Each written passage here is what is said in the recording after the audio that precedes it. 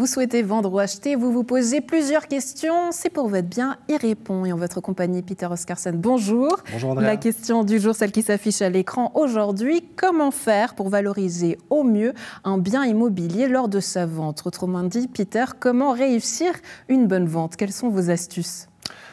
Alors, première chose, il faut passer par un courtier qui a de l'expérience, qui saura identifier éventuellement les petites choses à améliorer, à effacer pour que, si vous voulez, amener le client quand il va visiter, d'éviter les petits points qui pourraient le déranger, les points négatifs, si vous voulez, qui ne vont pas changer l'aspect du bien en général, mais qui vont le distraire.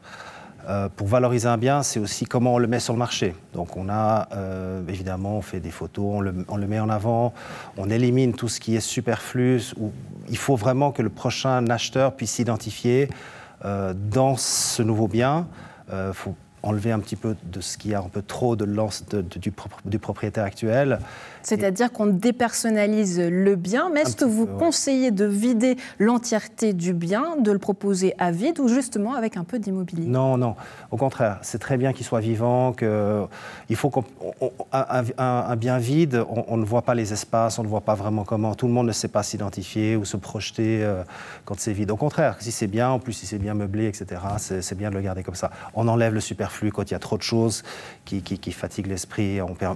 Finalement, il ne faut pas que l'esprit s'arrête sur ces petites choses. Oui, et puis, est-ce qu'on peut apporter une plus-value à notre bien? Par exemple, rajouter une pièce, je ne sais pas, un garage, réaménager le galetas. Est-ce que ça, c'est des choses à faire? Bien sûr, si on peut le faire, si le droit nous l'octroie, on peut tout à fait optimiser. Plus on aura de pièces et d'espace, mieux c'est pour le bien, effectivement. Oui, comment est-ce qu'on choisit sa cible? À qui est-ce qu'on vend? Est-ce que ça, c'est important dans la stratégie? C'est essentiel, c'est essentiel. Notre travail comme courtier, c'est d'identifier le bien.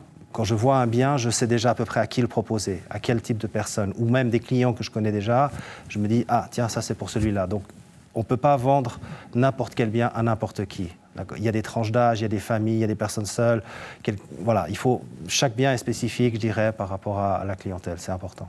Peter Oscarson, merci beaucoup d'avoir répondu à cette question du jour. On se retrouve tout prochainement pour un nouvel épisode de C'est pour votre bien. Le rendez-vous est pris à la maison.